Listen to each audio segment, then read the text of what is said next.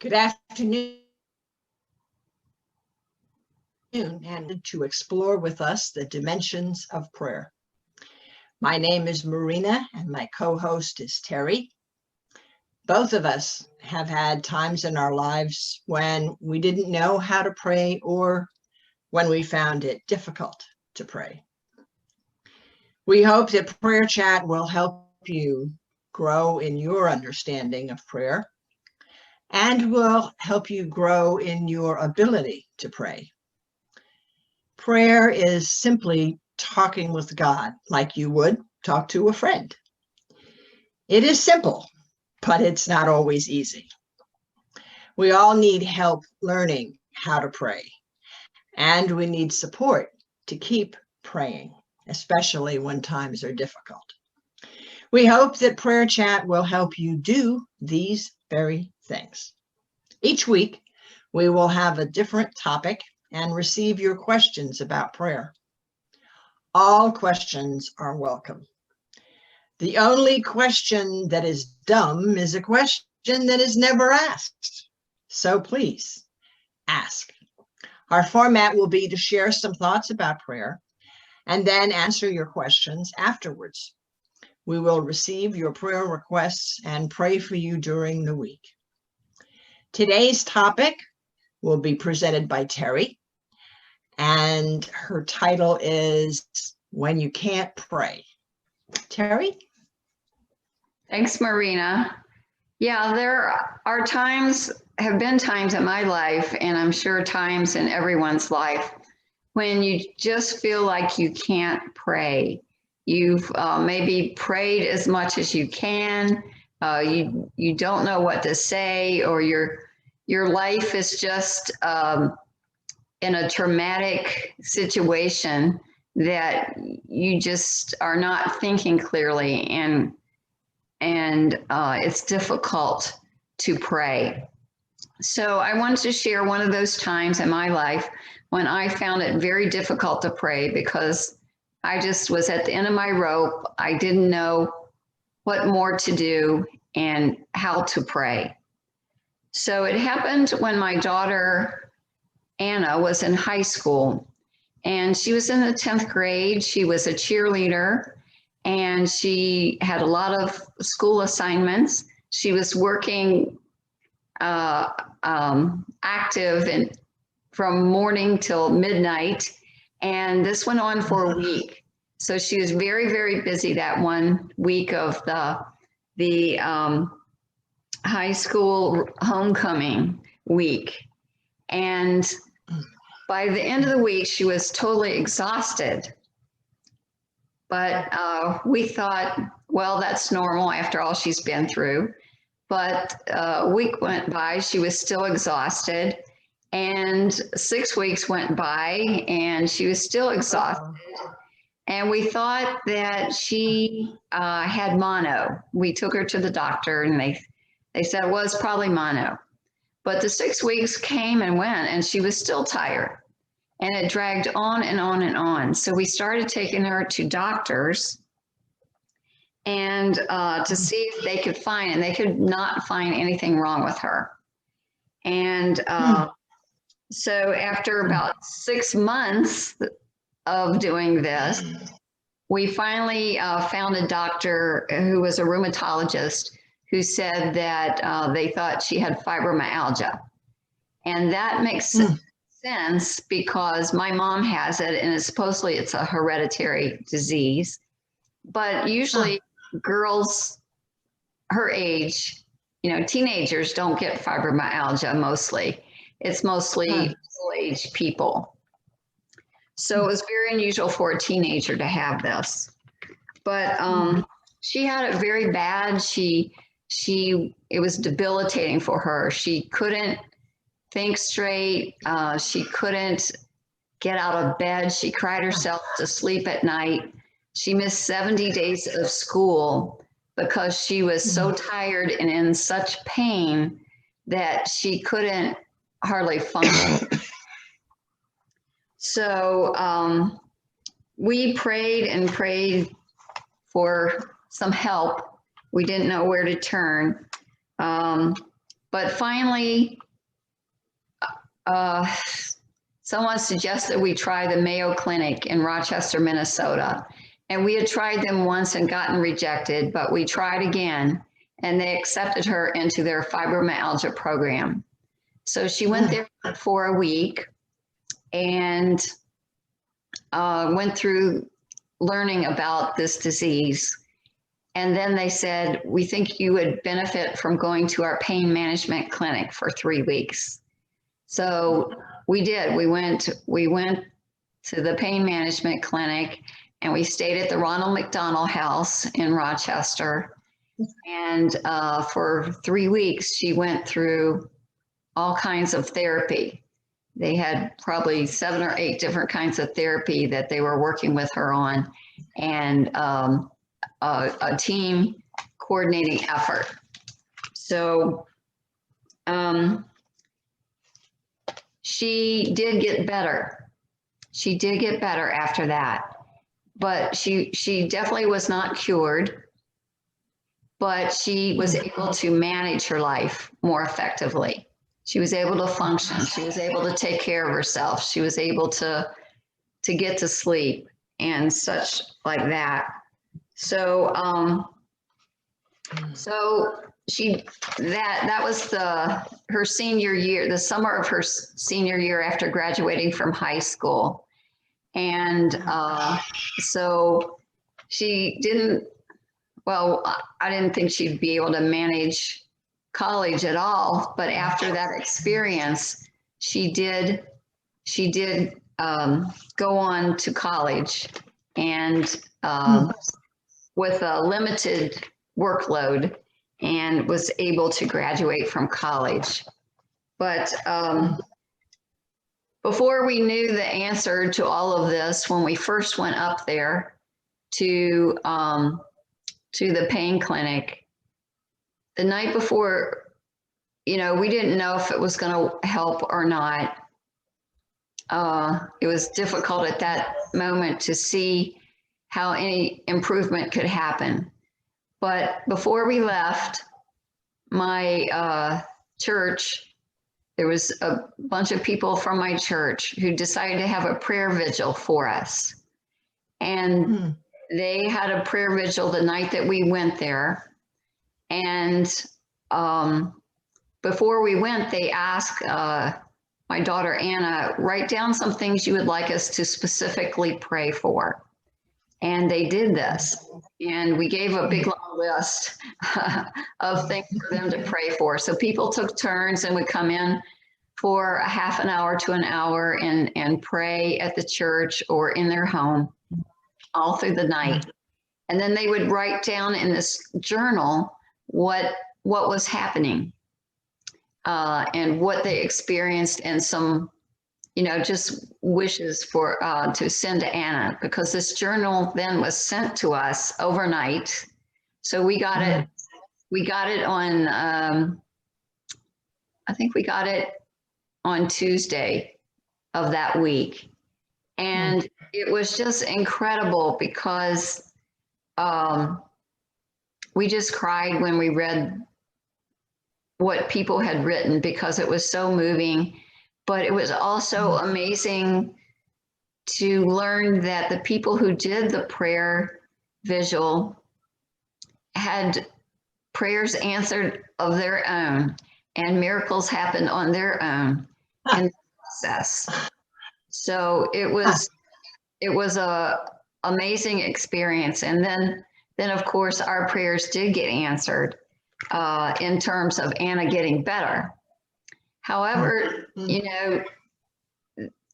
God didn't answer that prayer completely in the way that we hoped. We hoped for a cure.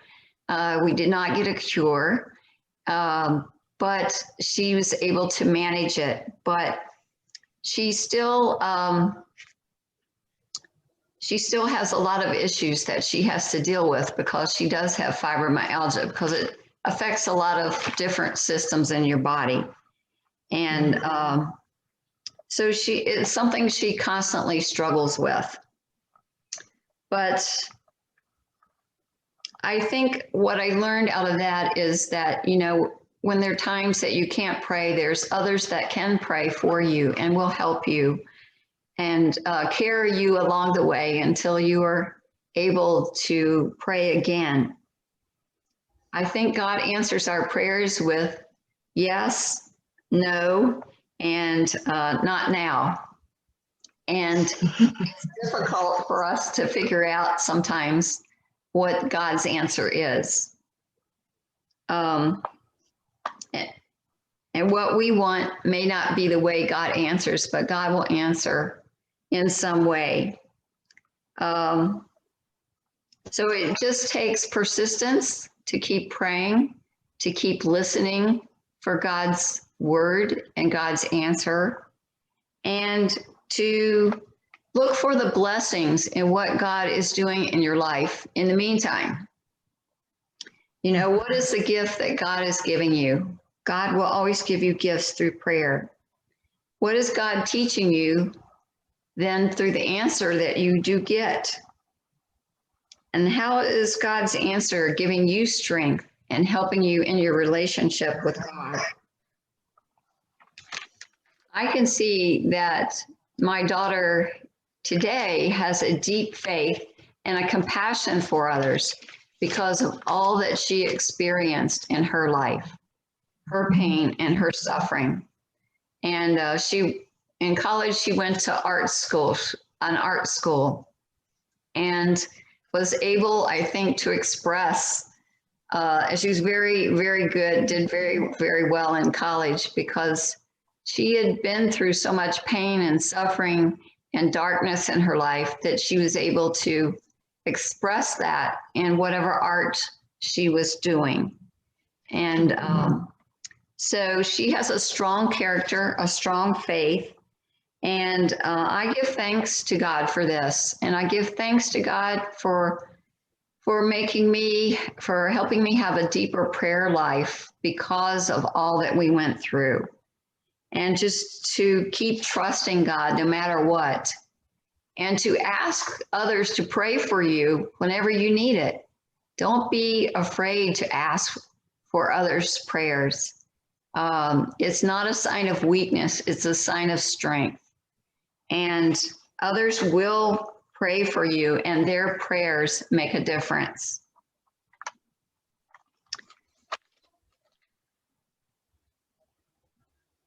So I think that's my idea of what you should do when you have difficulty praying. Ask others to pray for you and with you, and just don't give up hope.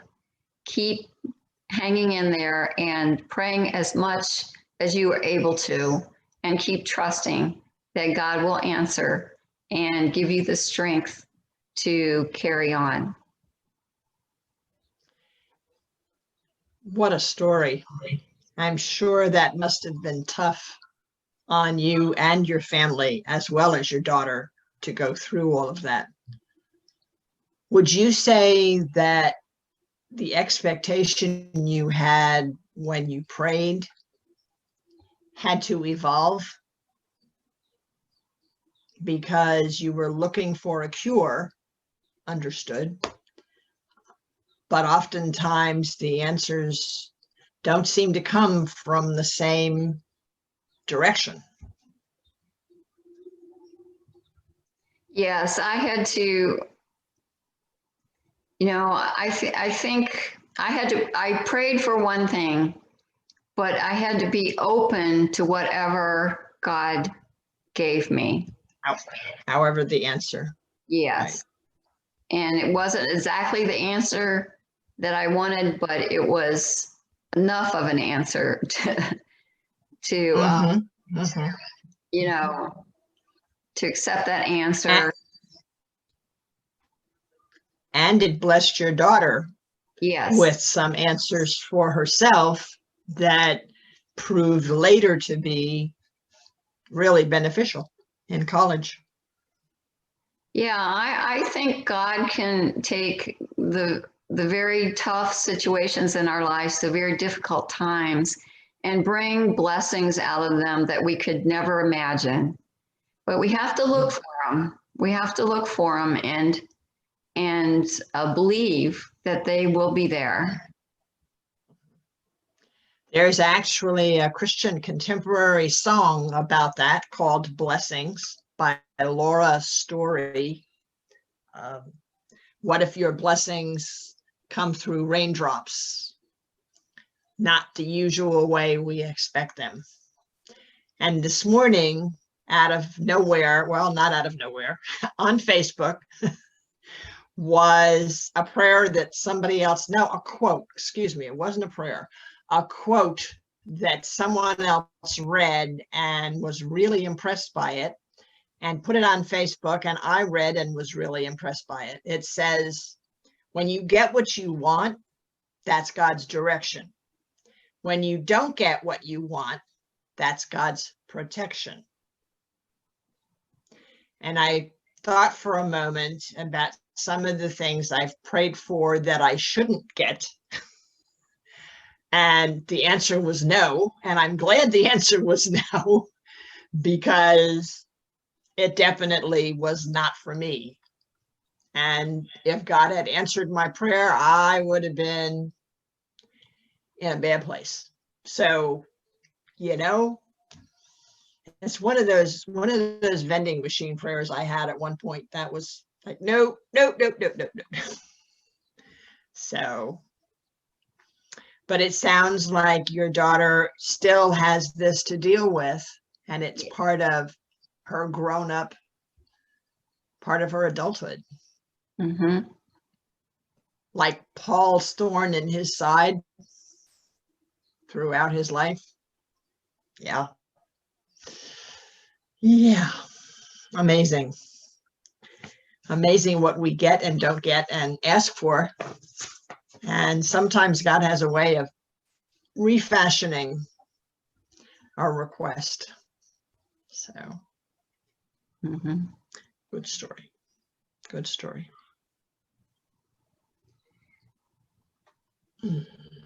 So I'm wondering if anybody else out there has struggles with times that you have found it difficult to pray, and what happened and how you dealt with it. So we invite you to ask us questions, to share your stories with us, and you can do that on Facebook comments, or you can go on our website, www.emmanueltrinity.org, and there's a contact button there, and you can send us a message through that website.